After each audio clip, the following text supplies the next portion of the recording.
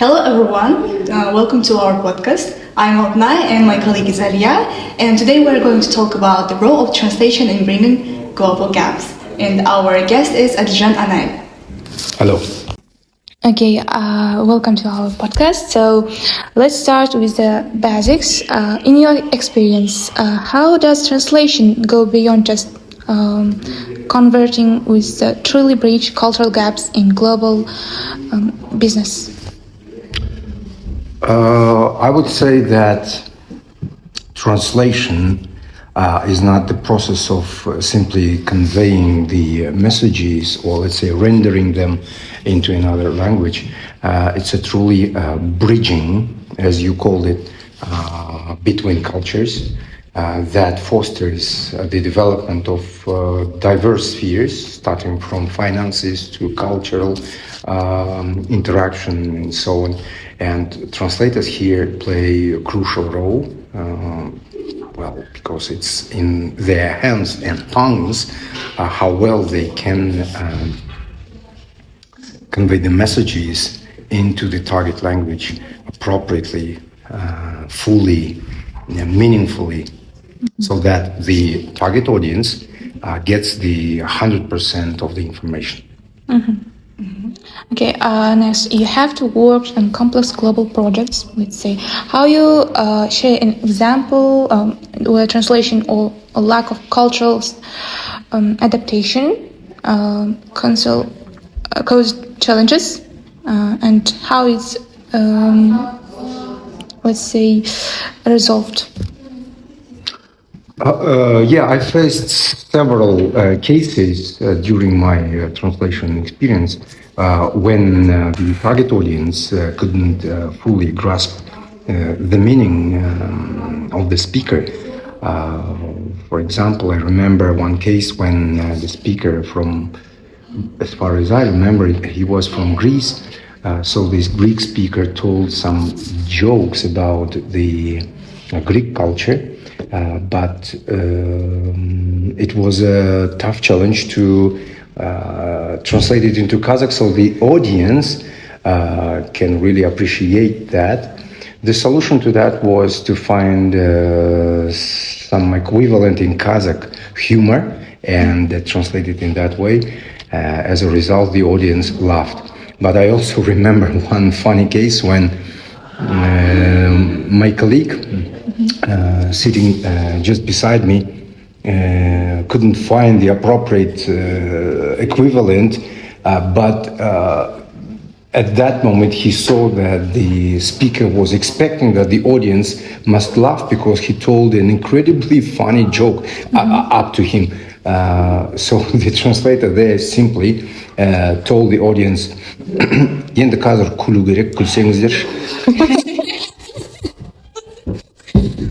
And everybody started laughing, not because of this awkward, funny situation. Everybody started laughing, but the speaker thought that my joke sounded funny. Yes, so it's okay like that. So as you said, there are lots of cases when cultural peculiarities can cause some challenges, and translators are, they are responsible. They're responsible for the right, proper, correct interpretation of those peculiarities so that the target audience, together with the speaker, they are satisfied enough. Okay, thanks. Next question. Different regions have their own ways of communicating. How do you adjust translations to fit the specific needs of people from different cultural backgrounds?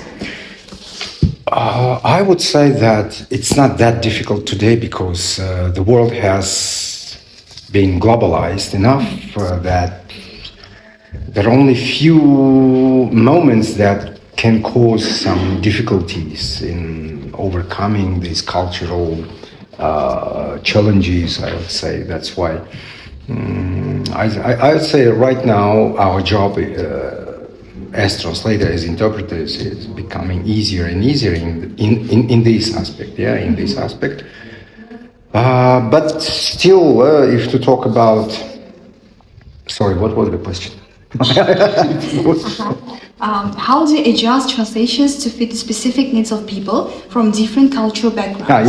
Okay. So, if to talk about specific needs of our cultural background, I would say that proverbs, especially Kazakh proverbs, let's say, or English proverbs into Kazakh proverbs. So, proverbs are still something that interpreters, let's say, are not fond of. Because you need to find the equivalent. So proverbs are one of those few moments, cultural moments, that may cause some misunderstanding. Apart from that, I would also say that humor, let's say the style of humor, way of humor in different cultures may cause this misunderstanding. So, and what else? Well, that's it. In all other parts, as far as I remember, we don't have any challenges because, as I said, the world has been globalized, and more or less, the audiences are becoming similar to each other in this aspect. Yes. Okay. Both translation and the cultural insights are vital to effective communication. So, how do translators and cultural consults collaborate to ensure that messages are not just accurate, but also resonate emotionally and contextually? Let me pretend that I understood the question. Yeah. I'm sorry. Can you paraphrase the question? I can't get the idea in some simpler words, maybe. Yeah. Let's say Cultural aspects. Yeah, how this can be collaborate with translators and cultural consultants. How can translators collaborate with cultural consultants? Yeah. I don't think that translators usually collaborate with any cultural consultants because translators themselves must be cultural consultants. Mm-hmm. You see, for example, if I'm a translator, it means that I'm quite aware of, let's take two languages, English and Kazakh. If I translate between these two languages and I'm a translator here, yeah, professionally, I think I am that cultural consultant by default. Mm-hmm. I must be aware of the culture of, let's say, English background, of English mentality, English people, or English-speaking nations, mm-hmm. and Kazakh-speaking people. Sorry, by default. But if there are cases like